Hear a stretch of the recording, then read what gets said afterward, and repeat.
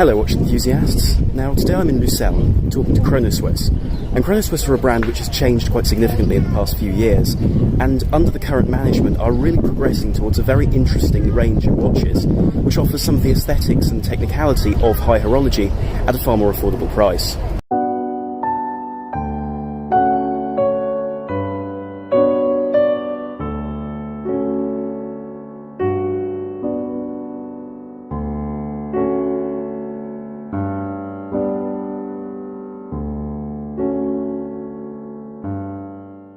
And so I was invited to Lucerne by Chronoswiss to take a look at their facilities and their watches to be able to establish a greater understanding of their brand, as I was already extremely interested in their products. And this is the city of Lucerne, a lakeside city in fact, with 80,000 inhabitants, beside the aptly named Lake Lucerne. And it really is a very, very beautiful location with an extremely well-preserved medieval town, with a number of extremely beautiful buildings, with a great deal of frescoes, as well as what is in fact the oldest bridge, the oldest covered bridge in Europe in fact. And this is the Kapellbrücke, which is a bridge created in 1333, and has a number of internal paintings, and sadly was partially destroyed in 1993, but was subsequently restored to original form the following year, and today remains an extremely interesting and very beautiful addition to this city. Rather paradoxically, this city, with its incredibly beautiful views of the lake, which is incredibly clear with immensely clean water, which is incredible from a perspective of coming from England, where lakes and rivers and streams tend to be rather grey and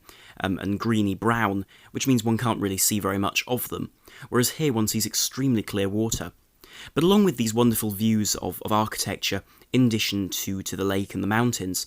this is a place which has an incredibly large turnover of watches, because it's a very popular buying destination for a great deal of tourists in the area. And so there's a very large boucherie outlet with a great deal of other shops owned by individual brands such as Vacheron Constantin, Panerai and a number of others, with multiple story watch shops and some of the most wide arrays of watches on display in windows I've ever seen in a single location. And so it becomes understandable why Chronoswiss have established the House of Chronoswiss in this location, because this is an area which captures the natural beauty of Switzerland, in addition to an area very much rooted in the watch industry of today. And so at the House of Chronoswiss they have a wonderful balance which I haven't seen before in terms of this execution of this balance, a balance of watchmaking and sales, because they present Chronoswiss as a brand which is able to show the individual the beauty of watchmaking in a far more pure way than going to, for example, a Rolex dealership or an Omega dealership, where you simply see the final finished product. Because here you're able to see a historical display of models they've produced, in addition to the watchmakers themselves making the watches, as well as Mike, their designer, who also uses a rose engine from the 1920s to cut the dials in a guilloche pattern and then hand enamels them, which shows a wonderful attention to detail, but something remarkable for a consumer to be able to see, and was something of a privilege to be able to witness. But I'll speak about that more later on in the video, because I was able to try my hand at these processes, which of course I really was rather amateur at, but it was incredible to see the patience with which I was treated in terms of being able to see this process take form, and of course to witness the masterclass of those who do it professionally. For a brand of Chronoswiss's size, it's interesting to see how their development has progressed, because they started 35 years ago under the instruction of Mr. Lang, and the brand was originally working from Germany, and was formed though upon the interest of this individual towards Swiss horology, the development of the Swiss tradition of watchmaking, and Swiss work in that regard. And so it's very interesting, of course, to see that this brand did work from Germany for a while, and indeed subsequently then moved to Switzerland, in terms of being the main showcasing part of the brand, of course bearing in mind the name of the brand itself being Chronoswiss. And the most notable and most well-known, well-recognised innovation of the brand was the Regulator. Because the Regulator is a wristwatch where the hours, the minutes and the seconds all operate from separate dials. And this was the first brand to produce in 1987 a serially produced wristwatch with this configuration, a configuration which is now seen quite significantly across the watch industry, but originated with this brand.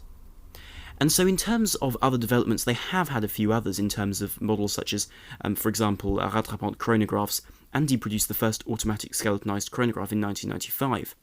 However, it's for this innovation with the Regulator that they really are recognised. Interestingly, Chronoswiss were founded, and indeed operate to the present day, as a brand not trying to be an immense great brand, producing a very large catalogue of different styles of models, and having a very large brand identity and presence on the public sort of market. Instead, this is a brand which focuses on a delicate identity in terms of the style of their watches, being very recognisable from the thickened lugs to the large crown. And of course, these watches are designed to be worn every day, but in a world where we spend our time looking at the time on computers, phones, or wearable technology, it's very interesting to see a brand producing something which is both very contemporary, but also appears to address the problem in a very simple way, in terms of giving beautiful finishing, exquisite quality, and an identity which is key to this brand in terms of having that regulator separation of time, in a watch that you can enjoy every day, but which will make you smile when you look at it, and will be something unique in terms of other watches on the market, and things that these watches can be compared to. In addition to this, the company themselves are celebrating their regulator, because in terms of brands at the present time, an identity is extremely important, and this is a brand with an extremely rich identity, which in the past, through the production of a great deal of different models, wasn't helping. And so in the future, indeed at the present time, they're working very intently upon redeveloping the brand around this concept, because it's become very much the image of the brand, and is one which I think should be celebrated and ensured continues in terms of being the brand that's known for this particular style of watch. And they've produced a great deal of these with open gear models, in addition to models with extremely simple but extremely elegant guilloche dials, for example, all produced in their very traditional manner, which simply isn't taught anymore, which is a wonderful point to be made, because these are watches which are made in a way which normally wouldn't be accessible these days, because there simply aren't people trained to do the guilloche work, or indeed to do the enamelling. Now, as you can see, I've included footage of these watches being handled, because it really was a pleasure to be able to see these watches in person, when I feel that very often pictures of these watches on the website, or indeed pieces published in the press, simply aren't able to convey the three-dimensional nature of these watches, and the amount of time and care that's been taken with regards to the finishing of the movements and the dials. Now, they're regulator models which are really the emphasis of this video, because they caught me by surprise in terms of just how wonderfully beautiful and versatile they are. These watches are between 40 and 41mm in general, and are pieces which combine a sort of a classical form, if you see the case, with the vertical brushing on the sides, which resemble some of the rolled cases seen on some older watches, in addition to a hint of that machined edge to the bezel, in addition to a more profound change to that on the case back. And so in terms of the design, it's very much of the brand and doesn't really look like any other brand in terms of the aesthetic, which I think is very wise of them in terms of having slightly more large, slightly tougher, and slightly more accentuated lugs with screws instead of spring bars. One also has a beautiful onion crown, of course, to complement the slightly more eccentric style of these watches, both in terms of where the hands are and also in terms of the style of the watches themselves. Now, in terms of the basic forms, where the dials and where the designs of the watches are concerned, one sees a variety of recurring styles in the collection, which can be seen across this style of regulator model. So one sees models with jumping hours, for example, in a variety of attractive colours, in addition to a number of regulators with more simple flat dials. Furthermore, there are versions with the multiple layer flying regulators, and to many people these are the most interesting, because one sees the subdials raised above the rest of the dial and floating in a way which one wouldn't expect to see, and which it really gives a unique aesthetic. Now, in addition to this, one has to remember that there are versions and sub-versions of these pieces, such as the open gear models, which are new, where one can see directly into the movement itself and see the workings of the seconds, for example, through the front of the dial, whilst not creating a skeletonized watch, which means you still retain a certain design integrity without losing the shape of the front of the watch. Of course, to those lovers of the skeletonized models, these are also available in some of the Grand Regulator models, though of course these models are rather different in terms of their aesthetic to the other models. Now, whilst not competing with something like a Rolex Datejust, for example, these watches do sit at a very similar and comparable price range of around the £5,000 mark for a more simple steel model. And so it's very difficult to avoid the comparison in terms of the details that these watches have with equivalent luxury watches around the same price range. And I say equivalent because of course these other models don't share the same design nor the same aesthetic in terms of what they're trying to achieve, which does make Chronoswiss unique, but also does mean that one has a very different interpretation. Because here one sees a variety of different movements used, with certain models such as the flying Grand Regulator skeleton moving towards pieces such as the Unitas 6497, being of course a movement which has become truly very well known as far as a very classically manually wound movement, which gives a very beautiful design in terms of its bridge layout and its arrangement, whilst also variants of, for example, the ETA 2892 are used in terms of sporting these models in order to give them an interesting level of complications on top of the dial. And of course, in terms of complications, there's a wonderful array from these regulator styles to, for example, the day and night indicators, which show a domed little sort of earth and night sky demonstration with the stars, for example, which allow one to be able to see the transition from day to night with luminescent stars, for example, just to give a little touch of the care and attention to detail in these watches. Now, they do also use manufacture movements, so in-house movements, which give a fantastic and very interesting addition to the range, because these models have manufacture very proudly placed on the dial, and of course have a very different movement architecture and layout, with beautiful gold rotors, and the most exquisite of decoration throughout the movements, even underneath the bridges in the areas which one can peer into, there's decoration, which is something which often brands tend to neglect, because of course it's not the main centre of interest. Now, what I feel needs to be said, though, is that these watches, despite the fact that they compete very much for price range with other relatively well-known models from other brands in terms of luxury dress watches, these watches are very different in the sense they are handmade. These are handmade watches in the sense that they really are made in the way that that watches should be made in my eyes, which is by an artisan. These are watches which are made by an individual. One can meet the people and see the people who make your watch in the House of Chronoswiss. These are people which work in a way which is remarkable in terms of how professional the brand is, in terms of still creating an isolated environment for the watches to be made in their showroom, but whilst also allowing the consumer to see the watches being made, which is a highly underrated element, I feel. And this is particularly incredible when you're looking at something like the incredible skeletonization on models such as the Grand Regulator or the skeletonized Grand Regulator, because these are models which are truly beautiful from the perspective of being pieces which are handmade. So each of the cogs and wheels are cut to the specifications of Chronoswiss in terms of being blackened, then formed with the use of particular tools, and of course all by hand with swan neck regulators and the use of coloration and form to create a fascinating appearance, and one which you simply won't see elsewhere. And in terms of the way they've executed this, it's very much down to the way the brand approach the redesign of their skeletonization, for example. Because Mike, their designer, has shown me a great deal in terms of their design, and also in terms of the production of their watches.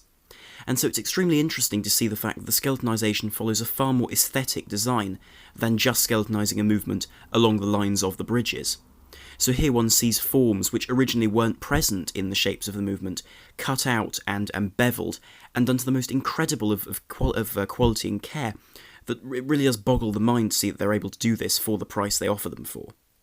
Now, I was allowed to see the process of the production of the dials in terms of the making of the dials from a single plate of silver through the use of a guilloche pattern, which is applied with a rose-turning engine from the 1920s, which has been restored to functional condition. And it really is incredible to see something of this age operating with relative ease in terms of creating these incredibly accurate dials. And of course, because they're handmade, there are the small imperfections as a result of the weighting being applied by the operator's hand, and so as a result, the dials develop a wonderful level of intricacy in terms of being very different to something which would be machine made, for instance. And then, of course, there was the process of the enamelling. And enamelling is a process which is often applied to a great deal of different skills and different styles of production. And so it was incredible to be able to see and have a go at producing a small area of this particular type of enamel. And this is applied through the use of a paintbrush with incredible care, and of course it's incredible to see an individual with the skill that Mike working for Chronoswiss has. where the layers of enamel are put onto each other, and then of course the whole item is heated to well over 700 degrees C to melt the enamel and form that wonderful lacquery varnish which one sees, which has that smooth, soft and glassy appearance. And remarkably, 7 layers of this enamel are applied by hand to the dial, and of course each time the dial has to be levelled, and of course they have to be absolutely certain that no imperfections have found their way into the dial. And of course during the process, if of course imperfections are found on the dial, or when they're drilling the holes in the dial, the enamel cracks, the dial is of course unusable and has to be remade. So the amount of time and effort that has to be put into creating these watches is absolutely staggering. It's something which can't be appreciated by simply looking at the watches in a dealership, for example, and so it's incredible to see this process taking form in front of one's eyes. And so I was of course invited to visit the House of Chronoswiss, which was an extremely kind gesture from Mr. Epstein, the CEO of the company, as well as Christina and the various other members who work there, and who were all incredibly kind and courteous in terms of being able to present these watches in all their beauty and their wonderful form. But of course I went there very much to be able to see the facilities, but I've left incredibly impressed and baffled really by the amount of care that goes into these watches, and just how small a team there is working on the pieces, because they are watches which are still produced in a very traditional way. And so they're a watch which is able to combine the traditional with a very forward-looking style in terms of their very bright colours that are used, because one sees a great variation in terms of a number of models with very strong and visible colours, from oranges to bright blues to greens and yellows. And so one sees a wonderful amount of detailing, with red, for example, being a particularly powerful colour, and one which brings out a very classical design as something which combines the old-fashioned with the futuristic. And so one has a wonderful balance of these things, which I found absolutely fascinating to see and wonderful to witness firsthand. And so if anyone is in the area, I would strongly encourage you to take a look, because it really is an incredible experience to be able to see these watches. And so that very much concludes my factory tour of Chronoswiss. And so I'd be very interested to hear what you think in the comments down below of this brand, in terms of what they produce, from the detail of their watches, simply to the way they execute their watches, which I was incredibly impressed by. But I'd be very interested to hear what you think of this design, which is perhaps a design which is an acquired taste, but once one gets it, it is a wonderful, wonderful watch to appreciate, and certainly quite a bug in terms of a future purchase. And so if you did enjoy the video, then please do like, share and subscribe to help the channel and to be able to enjoy more content here in future. So thank you very much for watching. This is Armand the Watch Guy, out.